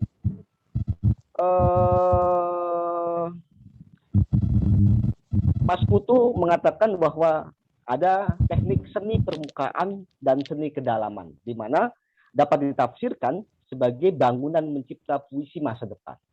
Pertanyaannya, puisi masa depan yang tadi diuraikan itu yang bagaimana? Silakan. Silakan rekan-rekan bisa chat. Puisi masa depan itu yang bagaimana? Puisi yang relevan di setiap zaman, betul tidak ini Mas? Ya, Lejar. ya, otomatis relevan. Artinya sejalan dengan moto dari Mas Putu yang penuh apa itu. Berarti pemenang keduanya Mas Jadi Lejar. puisi harus puisi harus bagaimana? Oke. Kita sudah dapat 2 pemenang, Mas Arif. Masih ada lagi nggak? Iya, dapat berarti 2 pemenang ya. Mas Lejar ya, yang kedua ya. Udah jawab di chat. Oh, yang Mas kedua. Lejar. Oke. Ya. Oke. Kalau begitu kita masuk sesi berikutnya Mas Putu, sesi tanya jawab ya kalau nggak salah Sis Ino ya. Ya, oke. Silakan barangkali. Silakan peserta barang. Tadi Mas, ini udah ada yang nanya di chatting Mas. Pak Umar ya? Umar ya. Bang Umar, terus ada Mas Mbak Ayu tanya. Saya masih kesulitan baca ini. Atau langsung dijawab saja Mas Putu, karena biasanya langsung ke narsum. Langsung ke narsum. Ayu udah angkat tangan nih. Atau Mbak Ayu dulu. Mbak Rahayu. Ya. Mbak Ayu atau Siapa? Saya kah? boleh. Ya. Saya ada 2 pertanyaan nih Kak Putu. Pertama, apakah nggak ada ketakutan gitu bahwa nilai-nilai sastra yang asli justru tergerus oleh zaman? Karena kan kalau kita ngelihat realitanya, misalnya nih banyak para penulis muda, penyair-penyair muda itu kan kalau bikin puisi, kalau kita memperhatikan, maksudnya kalau kita orang yang suka membaca karya-karya dari penyair-penyair lama gitu, itu pasti akan beda hasilnya dengan penyair-penyair di zaman sekarang gitu. Maksudnya yang berkarya di zaman sekarang. Nah, itu sebenarnya kalau ini ada nggak sih ketakutan gitu bahwa nilai-nilai sastra yang seharusnya puisi yang sebenarnya gitu itu bisa tergerus oleh zaman karena ada pergeseran itu tadi. Terus yang kedua, apakah menulis itu sebenarnya perlu sebuah idealisme atau mengikuti tren pasar? Mungkin itu aja dulu. Terima kasih. Wow. Gimana Bang Arif? Mau langsung dijawab nggak Pak? Langsung saja, iya langsung ke Mas Putu, langsung Mas. Siap. Terima kasih Mbak Ayu. Yang pertama ketakutan ya. Ketakutan bahwa akhirnya nilai-nilai sastra itu tergerus oleh puisi-puisi gawai lah gitu mungkin ya. Puisi-puisi anak sekarang. Kalau ini pertanyaan pada saya pribadi, saya pikir tidak perlu takut ya. Jadi sebenarnya kan kasus sastran itu sesuatu yang sangat lama dulu sudah ada gitu ya Bang Arif mungkin lebih tahu secara sejarah. Artinya sebenarnya dalam sejarah hidup manusia itu, tadi kalau kita merujuk ke bagaimana penciptaan Tuhan pun gitu, saat awal tuh memang kelebihan kita sebagai manusia itu adalah kata-kata, dan kata-kata dengan bahasa yang tinggi atau kita bahasa yang nyebutnya itu sastra itu kan sebenarnya sudah ada. Lalu ketika ada gaya-gaya milenial di puisi gawe yang mungkin asal tulis, asal mengungkapin perasaan itu bisa jadi apakah ketakutan mengganggu? Saya pikir nggak perlu. Karena tadi terjaga sebenarnya dengan teman-teman yang memang menggeluti dunia sastra itu. Atau masih ada kampus Fakultas Sastra Bahasa Indonesia, atau ada komunitas-komunitas yang masih serius membahas itu. Karena gini, saya berkeyakinan gini Bang Arif, mungkin ini memang agak terlalu longgar ya, tapi saya berkeyakinan bahwa demokrasi, mohon maaf ya Mbak Ayu ya, ini seperti mengulangi kemarin malam nih Mbak Ayu, obrolan kita. Jadi sebenarnya demokrasi itu lahir karena ada kesadaran kita sebagai masyarakat, sebagai manusia, kita itu memiliki wisdom, memiliki kebijaksanaan komunal di kepala kita untuk hal-hal yang baik. Saya termasuk yang menganggap kenapa demokrasi itu lebih awet ya dalam mengatur dunia saat ini gitu, karena demokrasi ini lahir karena kesadaran itu. Jadi ada kebaikan dalam diri kita. Begitu juga dengan sastra itu. Jadi seni secara umum. Kalau dalam bahasa namanya seni sastra. Seni sastra itu terjaga karena kita itu sebenarnya memiliki kebaikan dalam kepala kita, dalam yang mungkin nggak tergali aja Bang. Contoh ya, kalau kita tahu seperti apa sih Chairil Anwar. Chairil Anwar ini kan binatang jalan sebenarnya. Dia nongkrong, dia di stasiun, dia kehidupan malam dia jalan. Tapi dia menenteng buku kemana-mana, dia baca buku itu. Artinya sebenarnya dengan yang sangat, mohon maaf, kehidupannya ya, jadi kok bisa ya orang seperti Chairil, si binatang jalan itu masih tetap menjaga nilai-nilai sastra, bahkan dia menjadi pionir angkatan 45 karena ada buku gitu. Karena itu mungkin ketakutan yang tadi disampaikan Mbak Rahayu, kita tidak perlu takut jika kita tetap menghidupkan tradisi literasi, tradisi membaca di kehidupan kita. Mungkin benar-benar kita bisa ada ketakutan selama kita itu berhenti membaca. Mungkin kayak pas anak-anak sekarang puisi gawe itu tidak membaca lagi, itu bahaya. Tapi selama dia masih merujuk pada literasi, saya kok berkeyakinan semua akan ketemu pada akhirnya. Ya artinya begini, jadi artinya saya melengkapi Mas Putu, artinya bahwa tidak perlu risau, tidak perlu takut. Pada akhirnya puisi itu begitu dipublis, begitu dilahirkan, begitu dikeluarkan, dia akan mencari nasibnya sendiri. Itu bagaimana nanti dia bisa berkembang, bagaimana dia bisa dinikmati sepanjang zaman, itu tentu berasal dari awal kita menulis. Karena kan kita tahu bahwa karya sastra itu adalah ungkapan pribadi manusia yang berupa pengalaman, pemikiran, perasaan, ide, semangat, keyakinan dalam suatu bentuk gambaran kehidupan yang dapat membangkitkan pesona dengan alat bahasa dan dapat dilukiskan dalam bentuk tulisan, teks. Acuannya itu saja. Jadi entah dia akan tergerus dengan zaman, biarkan saja. Contoh Chairil Anwar sampai sekarang, aku ingin hidup 1000 tahun lagi, luar biasa. Ada di Leiden, Belanda. Kurang lebih begitu Mas Putu ya. Betul. Lanjut yang kedua tadi Mas Putu. Bagaimana penulisan? Karena yang kedua ini sebenarnya nyambung dengan pertanyaan pertama. Bagaimana antara pasar dan idealis ya, Mbak Ayu ya. Ya. Kita itu mempertimbangkan pasar atau idealis. Nah ini juga menarik, Mas. Saya termasuk yang suka membahas apapun dengan koordinat kartesius itu ya. Ketika kita dalam dua sumbu gitu, kalau di matematika kan ada sumbu X, sumbu Y gitu. Maka kalau katakanlah sumbu Y itu adalah idealisme kita terhadap karya sastra, keunggulan sastra kita gitu. Lalu yang misalnya yang horizontal, sumbu X itu adalah pasar misalnya. Maka kita akan menemukan titik equilibrium kan, titik tengahnya, keseimbangannya. Jadi sebenarnya ketika pertanyaan apa pertimbangan pasar atau idealis, itu sebenarnya kedua-duanya merupakan sumbu yang saling menarik. Mengapa? Karena kalau hanya berpikir satu, misalnya saya mah tinggal tulis, saya ingin idealis gitu. Terserahlah orang mau ngomong apa dengan karya saya misalnya gitu. Pada akhirnya kan tidak dinikmati orang lain gitu. Kan itu jadi masalah gitu. Artinya gini loh. Kalau dalam dunia peradaban ini kan harus diserahkan. Peradaban ini kalau misalnya untuk para penyair itu kan tinggal di misalnya gitu, anggaplah dia tinggal di langitan gitu ya. Tapi kan dia harus menurunkan kan, meningkatkan ini menjadi peradaban yang diterima oleh semua orang kan. Nah, karena itu tetap harus mempertimbangkan sebenarnya orang itu melarinya kemana. Karena tadi itulah alasan mengapa saya menukil beberapa penggalan puisi yang menjadi film, puisi yang menjadi lagu dalam paparan saya tadi. Karena menurut saya yang harus dilakukan oleh para penggiat sastra saat ini menurut saya nih, itu tetap mempertimbangkan bagaimana kondisi anak sekarang. Contoh nih misalnya drama Korea, Bang. Mohon maaf nih Bang ya, Bang Arif. Karena drama Korea ini luar biasa. Saya itu ngomong dengan anak saya, dengan teman kantor, semua paham ketika bicara ibu-ibu khususnya ya. Tiba-tiba drama Korea ini menjadi bahasa universal. Kalau ngomong siapa?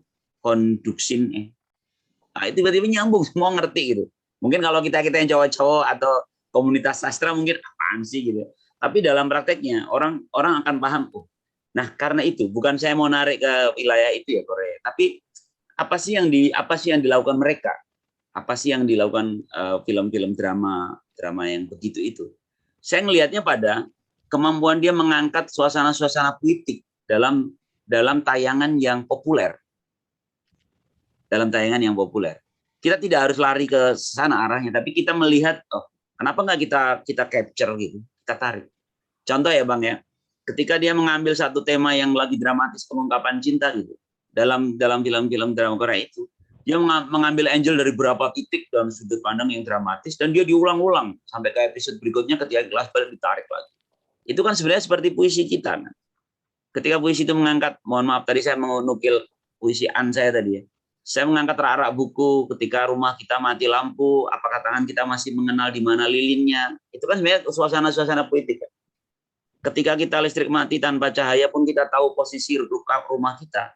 Begitupun saya memahamimu gitu kan. Karena tanpa aku memaafkan, aku bertemu kamu itu udah sepanjang hidupku. Jadi aku akhirnya mengerti. Kan itu jadi romantis kan. Gitu. Jadi akhirnya memang menurut saya dua sumbu itu dua sumbu yang tidak bisa kita pungkiri, harus dipandang. Harus tetap karena saya sering ini juga nih, mohon maaf ya Bang ya, kalau di komunitas sastra itu sering ada ironi gitu. Ketika kita ngumpul nulis puisi, bikin antologi, ternyata yang baca kita juga gitu. Kita yang beli kita aja gitu. Ya memang mungkin begitu ya cara pola. Tapi kan kita harus berpikir bagaimana karya kita itu bisa dinikmati oleh masyarakat lebih luas gitu. Karena itu mungkin forum malam ini menjadi menarik, ada musikalisasi, mungkin ada Abang Arif yang dramawan gitu, teatrikal, bisa jadi mengemas bagaimana apa produk-produk kita ini menjadi produk yang bisa Iya. Artinya memang sejalan dengan yang Mas Putu sampaikan, keterkaitan dengan film memang karena ada unsur politik di sana. Bob Dylan sendiri kan kita tahu, dia musisi. Dia penyanyi. Bagaimana ceritanya 2016 bisa mendapatkan Nobel Sastra ini? Bagaimana, apa yang salah? Padahal dia musisi. Cek aja literasinya. Bob Dylan 2016. Jadi artinya karena ada politisasi di dalam syair-syairnya itulah akhirnya timbul. Jadi saya bisa sedikit menangkap bahwa yang dimaksudkan oleh Mas Putu ini puisi-puisi ke depan ini jauh lebih pendek. Atau seperti itu. Jadi puisi yang panjang-panjang itu bikin bosen. Waduh, kayak apalagi puisi narasi, puisi esai. Jadi saya tangkap kayak drama-drama Korea itu pendek sebetulnya. Angelnya dari kanan kiri karena diulang-ulang. Aku mencintaimu karena kau tak pernah pergi. Dan aku di situ ada selalu pada saat kau menderita. Misalnya. Jadi pendek. Apa seperti itu ya? Ya Mas Putu ya. Jadi ke depan nanti arahnya akan seperti itu ya. Jadi bagaimana tinggal para penyair bisa mengolah ini semua. Ya contoh, saya bisa katakan bahwa saya sepakat dengan Jos Rizal Manua. Sebetulnya lagu itu adalah puisi kayak pelangi, alangkah indah. Merah, hijau, kuning, di langit yang... Itu puisi memang. Bahkan semacam quotes pendek pun kayak sloganisme itu unsurnya puisi juga. Kayak misalnya mengatasi masalah tanpa masalah. Kan gitu. Terus kaos-kaos juga kan banyak kata-kata pendek itu juga puisi. Arahnya ke sana ya Mas itu ya. Ke depan ya puisi kita ya. Begitu. Ya kurang lebih begitu Mbak Ayu. Ada lagi, ayo durasi waktunya yang dipertanyakan. Sebelum kita menampilkan ini Sis Ino ya, peserta yang ingin tampil membacakan puisi. Ya, kita barangkali memberi 2 kesempatan atau 1 kesempatan bertanya lagi nih. 1 boleh 1? 1 saja ya, 1 ya silakan. Masih diberi kesempatan untuk bertanya ke Mas Nugraha Putu. Izin tanya. Ya, boleh, silakan Mas. Boleh, silakan langsung saja Mas Umar. Terima kasih Mas Arif. Selamat malam nih Bang Putu. Ini apa pedoman utama untuk puisi lama menjembatani ke puisi baru. Apa pedomannya? Karena begini, kalau menurut saya, sejarah-sejarah tentang puisi itu kan ada di puisi lama. Setidaknya tidak perlu kita tinggalkan begitu aja tanpa ada pedoman. Nah, ini pedomannya seperti apa untuk kedepannya? Yang pertama. Yang kedua, pertanyaan saya adalah puisi-puisi yang saat ini kita harus ada karakter tersendiri yang mana ada beberapa karakter yang harus kita miliki. Pertama, karakter kebangsaan. Kita mempunyai jiwa kebangsaan dan untuk mengangkat budaya-budaya daerah ataupun apa, itu tugas untuk kita angkat sebagai puisi ke depan. Kedua, ya, jadi dua pertanyaan saja Mas Umar. Enggak, nanti ini urutan. Jadi karakter kebangsaan, karakter kejujuran. Nah, ini mengungkapkan, jadi enggak cuman istilahnya membuat hoak atau apa segala macam puisi itu. Jadi kalau dulu mungkin memakai imajinasi, tapi kalau sekarang real. Itu. Iya, Nah, ya, bisa dimengerti. Karakter yang ketiga adalah karakter bertanggung jawab. Karakter bertanggung jawab adalah karya-karya yang harus kita bertanggungjawabkan. Dan karakter yang keempat adalah berani berinovasi. Berani inovasi, merubah segala macam chip-chip yang itu kita manfaatkan sebaik mungkin. Dan yang kelima adalah mari kita duduk bersama, saling memahami, saling belajar, saling menginikan. Nah, bagaimana untuk menyikapinya itu untuk karakter untuk masa depan itu? Ya, silakan baik. Bang Arif. Terima kasih. Ini baik durasi ya. Tadi yang pertama adalah kaitan dengan puisi lama dengan puisi baru. Mas Putu sudah menjelaskan detail itu bahwa di sana banyak terjadi perjalanan waktu, lintas antar generasi. Jadi ada periodisasi. Jadi contohlah pada saat puisi lama itu lahir, itu yang diangkat bentuk-bentuk dari puisi itu adalah bagaimana pertentangan adat antara yang tua sebagai representatif sebagai kaum tradisionalis dengan yang muda sebagai representatif kaum modernis. Itu banyak itu. Seperti Azab dan Sengsara atau Siti Nurbaya. Karya-karyanya atau puisi-puisinya selintas dengan pertentangan adat antara yang tua dengan yang muda. Lantas, bagaimana dengan romansa? Pada saat itu ada romansa.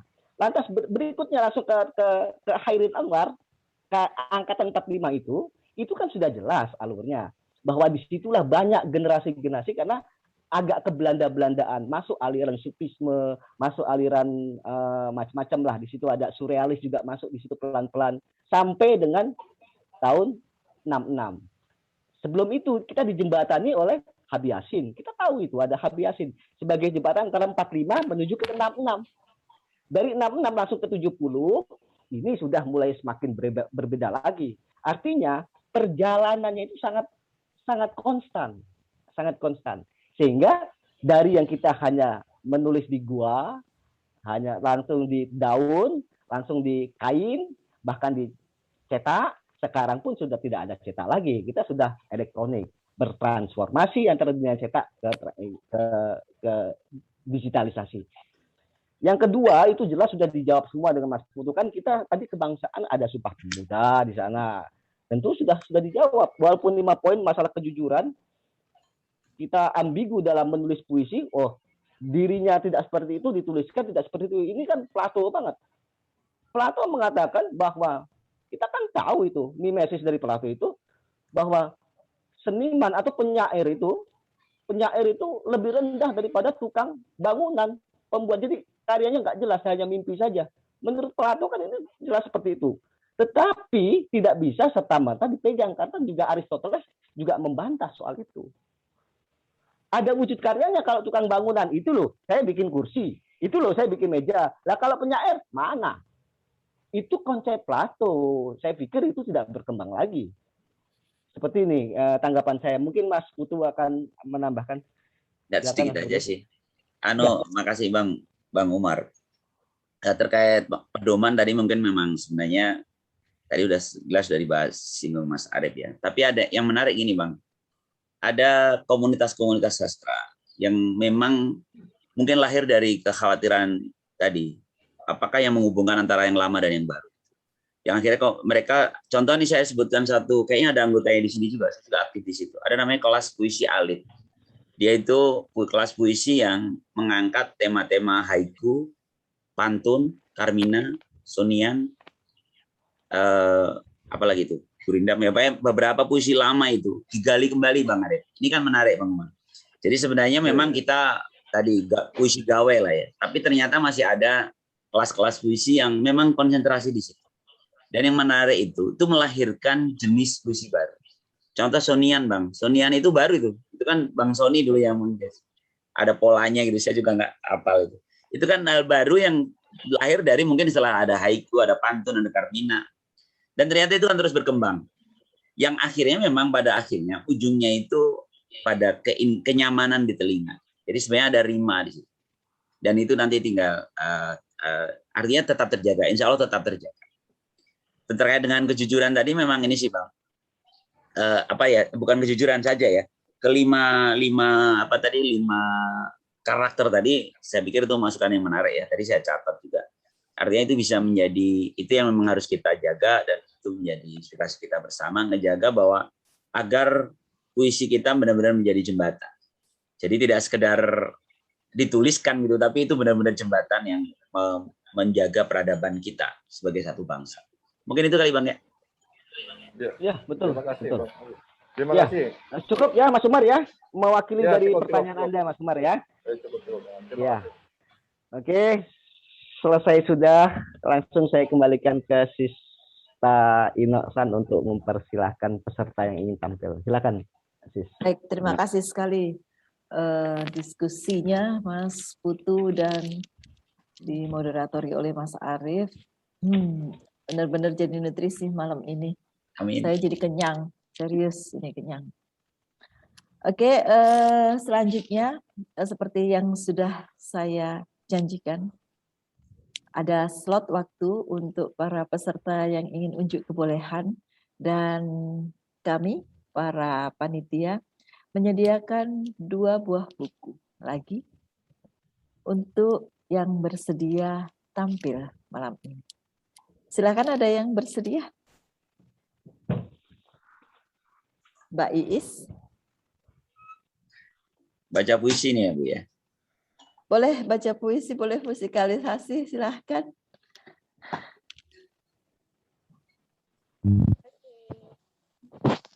Oh baik itu. Saya mau baca puisinya Pak Putu yang Semesta Berkata. Boleh ya Pak ya? Semesta berkata. Semesta seperti terus berkata-kata untuk kita. Pesan-pesan dari pencipta menjadi pengingat atas yang kita lupa. Saat kita salah arah, semesta bentangkan peta. Tapi tak semua kita baca. Tanda-tanda itu sebagian hanya jadi bahan canda. Isyarat-isyarat itu sebagian hanya dibiarkan berkarat. Kesombongan membimbing kita untuk abai.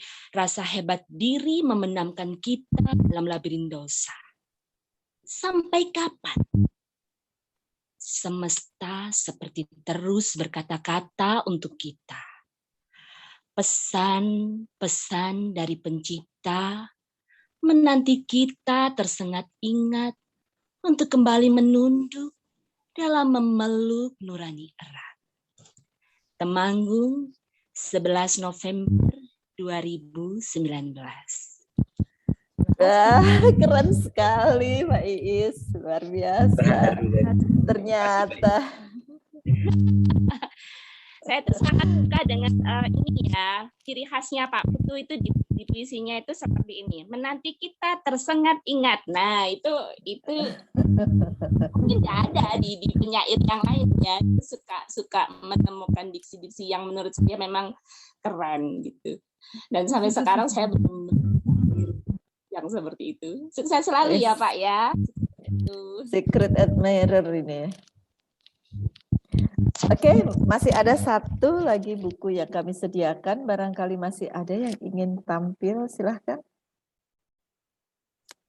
Jangan sia-siakan buku itu. Nanti kembali ke Mas Lutfi. Sayang sekali. Halo tuh, halo mau tampil apa tuh? Halo, mau tampil halo?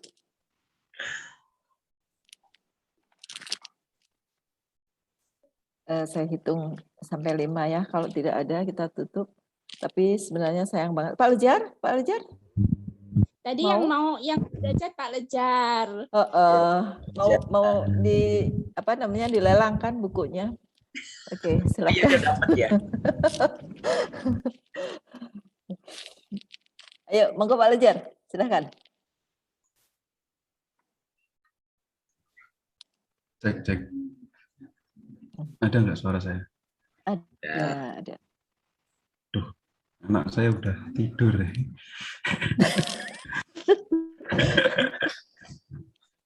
Yang bacanya bisik-bisik. Ini karena belum punya bukunya Pak Putu, boleh puisi yang lain? Boleh, puisi sendiri pun silahkan. Bukan sih, puisi kawan saya. Puisi saya? Bukan. Puisi teman saya namanya Yanuar Mustafa. Judulnya Acak pada sebuah kontemplasi.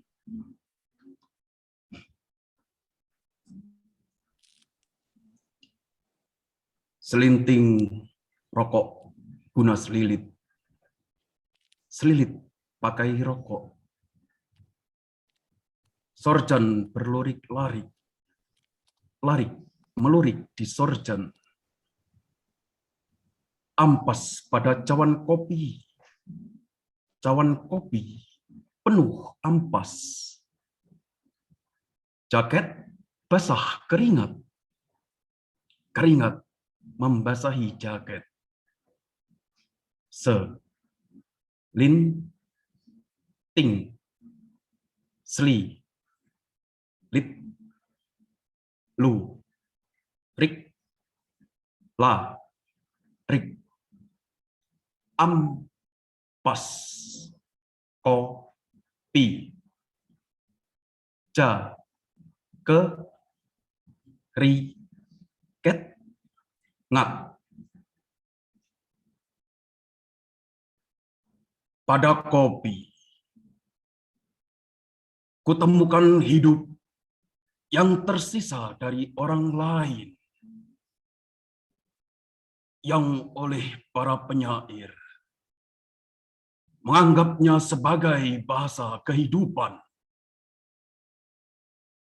Pada kepul asap rokok, kutemukanmu sayang, yang olehku kubahasakan menjadi keindahan tiada banding, meliputi keindahan yang ada. Memujamu sayang, mungkin seperti seorang hamba, sebab di matamulah kutemukan sinar Tuhan. Dan dalam Tuhan, kutemukan sukmamu. Rindu kelabu, sepekat kabut menutup celah tembalang. Sepekat itu, hingga napasku kini bertiupkan rinduku padamu, berembuskan gelora yang menderu. Selinting rokok guna selilit pakai rokok, selinting selilit sorjan berurik larik sorjan lurik larik ampas pada cawan kopi penuh ampas kopi jaket basahi keringat membasahi jaket jakeri ket ngat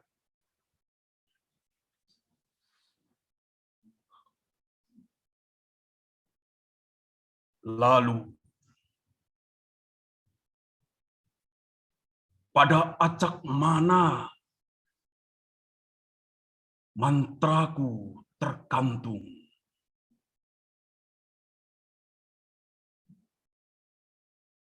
Depok 2017 sampai dengan 2018. Karya Yanuar, judulnya Acak pada sebuah kontemplasi. Terima kasih. Keren.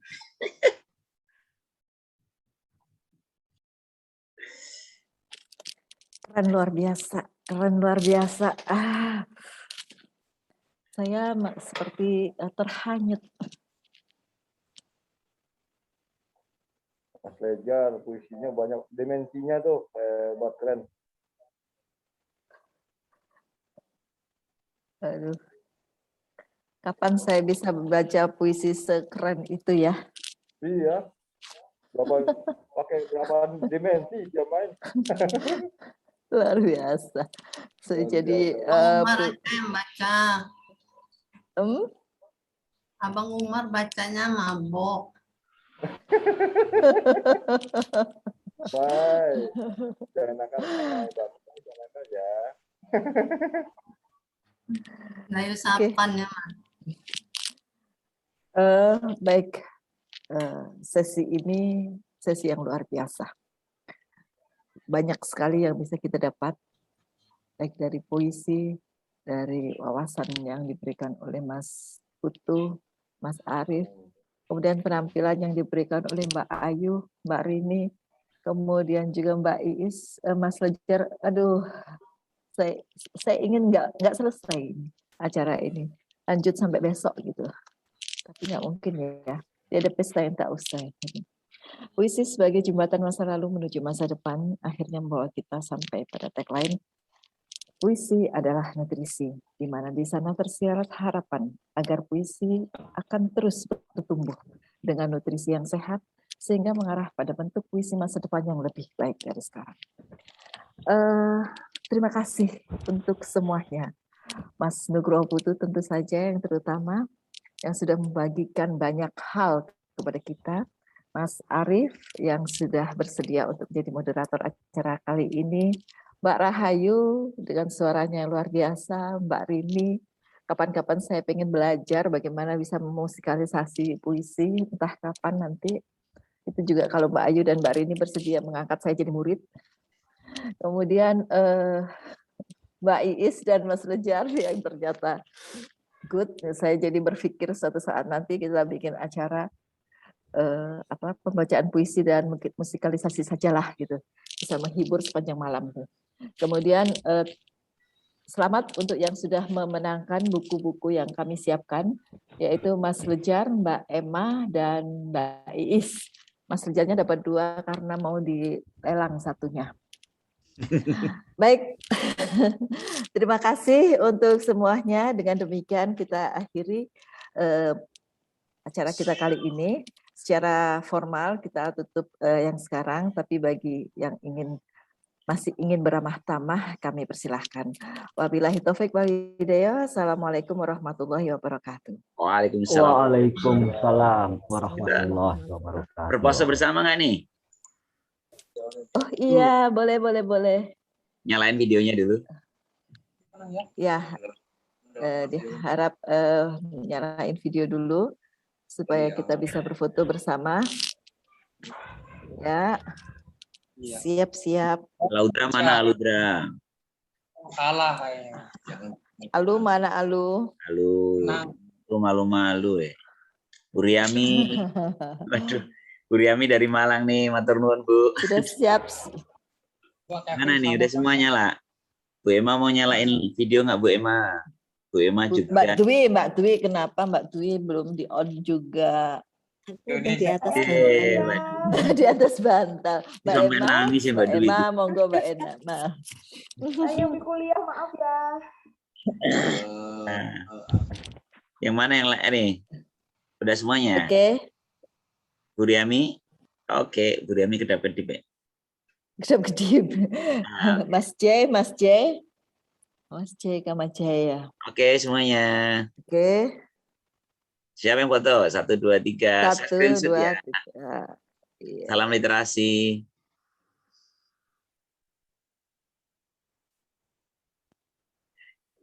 Bu Rini kan ya, Mbak Rini kayaknya nanti itu Mbak Ayu kayaknya pengen peralatannya tuh udah canggih kan. Tuh beli gitu Mbak Ayu. Minta sama yang orang pajak Mbak Ayu. Banyak siaran orang pajak itu. Jangan ngomporin Mbak Mai. Oh lo nanti Iya. mau beneran. DR-nya lumayan gede loh Bunda. Ya memang tadi mau tak tanyakan, cuman takut durasinya itu. Kesibukan keuangan, iya. Kesibukan keuangan itu luar biasa, akuntansi itu. Diintip tuh sama Mbak Mai SPJ-nya. Bagian apa, Mas Putu? Saya di penyuluh Bu. Saya penyuluh pajak. Apalagi penyuluh, uang lapangan loh. Oh iya betul itu. Ya karena Apalagi di penyuluh itu kan Cakung, Bu. kerjanya ngomong, baca puisi lah di depan wajib pajak. Ya. Di Cakung kan banyak ini apa industri. Itu Ya. wajib pajak besar. Dulu SPJ. Luar Awan biasa Mbak itu. Udi. Tinggal Ya, Bang dipalak Umar. aja. Kawan itu Alex Julianto. Orang perpajakan juga dia. Di mana Pak tinggalnya Pak? Tinggalnya di Tangerang. Oh, Mas Arif Yulianto ya? Alex Julianto. Oh Alex ya, mungkin belum pernah kantor kayaknya. Kalau Mas Arif Apalagi orang Yulianto Bengkulu itu ya, di Putu. ini Mas, Nggak di pernah perbendaraan Mas. Perbendaraan ini. Iya.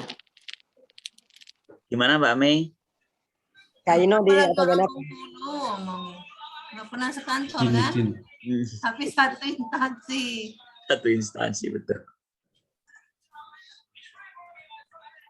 Izin, jadi siapa nih yang buka harga untuk satu buku ini? Teganya. Dibuka di sini pun. Tapi suara Mas Lejar emang mantep ya. Mantep. Keren banget terus. Mas Lutfi, Berapa mana Mas dimensi Lutfi? tuh? Mas Lejar berapa dimensi Mas tuh? Lutfi, besok kita bikin ini aja, pembacaan puisi dan musikalisasi puisi aja. Jadi kita akan dihibur banyak orang. Sepanjang 2 puisi jam. itu Bu ya. Iya, Parade puisi. gitu, kayak gitu. Nah, boleh. Atau buat event 28 Oktober. Udah tua. Atau pas ulang tahunku, ulang tahunku. Bagiannya apa? Eventnya buku lagi. Ya. Orang pajak lah itu sponsornya, pasti. Iya, tenang ya. Sponsornya lucu. Sekali-kali lah. Sekali-kali jadi media partner itu. Komunitas penjagaan itu. Tadi kepingin punya dapat bukunya Putu tadi. Oke, bisa diatur lah Bu. Beli aja di Mas Lejar. Tukar barter Putu, barter. Barter sama SPJ. Bisa aja Bunda. Mohon izin ya, saya live ya. Mau lanjut malam mingguan ini. Wes. Kita malam minggu.